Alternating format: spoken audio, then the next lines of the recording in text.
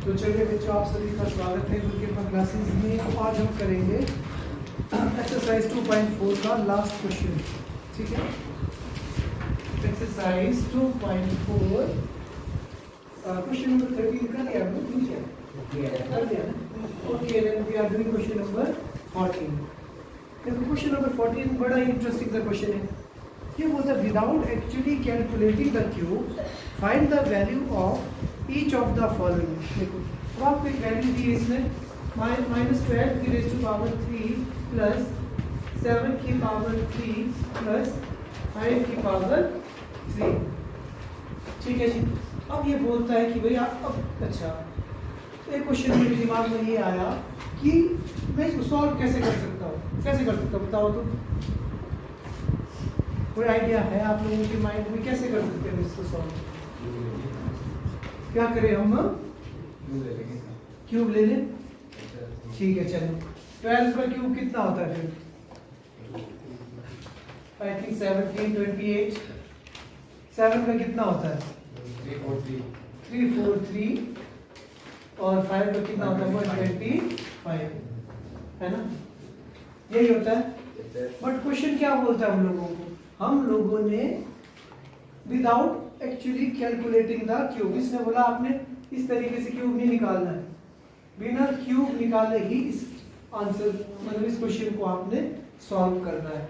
अब कैसे कर सकते हैं, ध्यान से सुनना। अब ये क्वेश्चन कुछ ऐसा नहीं था हमारे पास। देखो 102 का होल स्क्वायर, उसमें भी लिखा था विदाउट एक्चुअली कैलकुलेटिंग, है ना? उसने बोला था कि आपने क्या करना है, बिना इस सब किए इसका आंसर कैलकुलेट करना है, बोला था ना। तो हम क्या करते थे तब, हम इसको लिखते थे 100 प्लस 2 की पावर 2। फिर इसमें हमने प्रॉपर्टी लगा दी थी a प्लस बी का होल स्क्वायर करके, है ना? तो उसी तरीके से आप लोग दिमाग लगाओ, क्या कोई फॉर्मूला हमने ऐसा पढ़ा था जो ऐसा जैसा कुछ हो? कोई फॉर्मूला या कोई ऐसी आइडेंटिटी हमने पढ़ी है जिसमें कुछ ऐसा कुछ आता हो? याद आ रहा है कुछ किसी को? पढ़ी थी हमने a प्लस बी प्लस सी का होल क्यूब। वैसे तो फॉर्मूला ही है इंडिविजुअल, अगर आप बोलो ना a cube plus B cube plus C cube, वैसे कुछ तो पढ़ा था ना, होल क्यूब नहीं पढ़ा था। ठीक है, चलो एक फॉर्मूला मुझे याद आ रहा है, अगर आप लोगों को भी याद आ रहा हो, X cube plus Y cube plus Z cube minus 3xyz, ऐसा कुछ पढ़ा था हमने। पढ़ा था ना। और उसके बाद हमने बोला था कि ये सब कुछ किसके बराबर होता है? ये सब कुछ होता है, हमने बोला था क्या था, आप जाओ हमारे पास, हमने बोला था x plus Y plus Z into X square plus Y square plus Z square minus X Y minus Y Z minus Z X. ये पढ़ा था ना, एक ये चीज पढ़ी थी। और इसके अलावा हमने एक और चीज पढ़ी थी, if x plus Y plus Z equals to 0। देखना, मैंने बोला था कि अगर x plus Y plus Z क्या हो जाए हमारे पास, 0 हो जाए, तो ये वाली इक्वेशन क्या बन जाती है आपकी?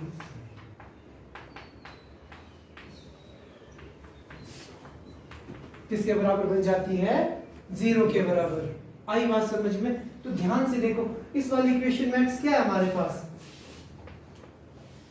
y। x क्या है हमारे पास? -12। और y की वैल्यू कितनी है हमारे पास? 7। और z की वैल्यू कितनी है हमारे पास? कंफ्यूजन तो नहीं हो रहा आपको? इसको ऊपर ही लिख लेता हूँ। ये क्या लग रहा है मुझे? x लग रहा है, ये मुझे y लग रहा है, और ये मुझे क्या लग रहा है?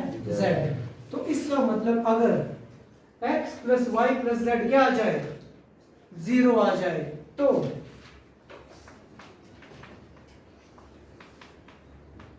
z क्यूब में क्या लिख सकता हूँ? 3xy z के बराबर कर सकता हूँ। तो आई बात समझ में? अगर इन तीनों को ऐड करने पर मुझे आंसर क्या मिल जाए? 0 मिल जाए, अगर, ठीक है, अगर क्यूब प्लस पूरी गेम, अगर ऐसा होता है तो इन सब का क्यूब किसके बराबर होगा? सीधा direct 3 into X Y into Z के बराबर। आई बात समझ में? तो लेट अस चेक। x क्या था हमारे पास? मैं लिखूंगा x plus Y plus z किसके बराबर है, देखो ध्यान से, -12 + 7 + 5, क्या ये 0 के बराबर होगा कि नहीं होगा? होगा ना। देखो 12 में 7, चलो 7 + 5 12, 12 - 12 इज 0। तो मैंने क्या प्रूफ कर दिया, ये x + y + z किसके बराबर है, आपके 0 के बराबर। आई बात समझ में? अगर ये होल टर्म 0 के बराबर है तो क्या है, -12 का क्यूब + 7 का क्यूब + 5 का cube can be written as 3 × x × y × z। आया समझ में आप सबको कि नहीं आया? पता लगा ना? ताम झाम कुछ ज्यादा लंबा इसलिए किया ताकि आपको क्लियर रहे, ठीक है। पेपर में कहीं गलती से अगर 3 मार्क्स में आ गया क्वेश्चन, आप अगर आप डायरेक्ट एक स्टेप में करोगे तो 3 मार्क्स थोड़ी मिलेंगे हमें, है ना, थोड़ा लंबा करना पड़ेगा ना। तो हम लिखेंगे एज वी नो दैट, ये फॉर्मूला ऐसा होता है। उसमें हमारे पास एक कंडीशन होती है कि अगर x y + z किसके बराबर आ जाए, आपके 0 के बराबर, तो यही फॉर्मूला क्या बन जाता है हमारे पास, इसके बराबर बन जाता है। तो हमने क्या करना, x + y + z की वैल्यू को कैलकुलेट करके ऐड करना, अगर वो 0 के बराबर आता है तो आंसर क्या होगा, 3 × y × z। कितना है देखो, तो 12 × 5 = 60, 67 सा 420, 423 से कितना हो जाएगा, नहीं आएगा कि नहीं आएगा, आ जाएगा। चलो डाउट है तो 12 × 5 = 60, 67 सा 420, 423 सा 3 × 2 = 6, 6 × 2 = 12। क्लियर है बात कि नहीं है? लग गया सबको पता? इंपॉर्टेंट क्वेश्चन, इसको भी इंपॉर्टेंट मार्क कर लो, क्वेश्चन नंबर 14। कई बार पूछ सकता है, तो कंटिन्यू करेंगे, कंटिन्यू, ठीक है। इसके बाद एक लास्ट, अब इसी क्वेश्चन का सेकंड पार्ट बच्चों, ये बोलता है आप लोगों को 28 की पावर 3 प्लस -15 की पावर 3 प्लस -13 की पावर 3 क्यूब। अब ये बोलता है कि आपने इस without actually calculating the cube आपने इसको सॉल्व करना है। तो ये सब कुछ लिखेंगे तो क्या आएगा हमारे पास आंसर, देखो x + y + z, चेक कर रहे हैं 0 के बराबर है कि नहीं हमारे पास। 28 - 15 - 13 कितना आया, minus minus plus, but sign किसका रहेगा, बड़े नंबर का, मींस नेगेटिव का, प्लस माइनस माइनस। तो x + y + z किसके बराबर आ गया हमारे पास, 0 के बराबर। तो क्या इसमें ये फॉर्मूला लग सकता है कि नहीं लग सकता है, लग सकता है। तो हम लिखेंगे देयरफॉर 28 की पावर 3 प्लस -15 की पावर 3 प्लस -13 की power 3 can be written as 3 × 28। अच्छा एक चीज जो प्रीवियस क्वेश्चन था उसमें कहीं माइनस भी नहीं था, दो बार, एक बार माइनस भी था, ठीक है। तो आंसर आएगा -1260, उसको करेक्ट कर लेना। जो पीछे आंसर था ना हमारे पास, मैंने सिंपल मल्टीप्लाई किया, उसको बीच में साइन क्या लगेगा, माइनस साइन लगेगा, अच्छा ठीक है, उस चीज को कर लेना। तो क्या था, 3 × 28 मल्टीप्लाई बाई -15 मल्टीप्लाई बाई -13, तो कितना आंसर देखिए।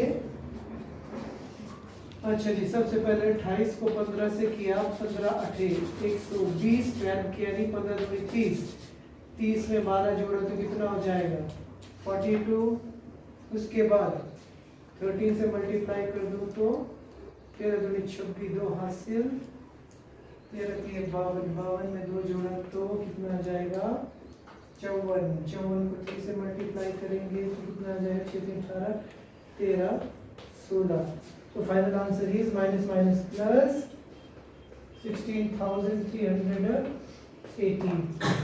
देख लो आंसर है ना, कई बार मल्टीप्लाई में गड़बड़ हो जाती है।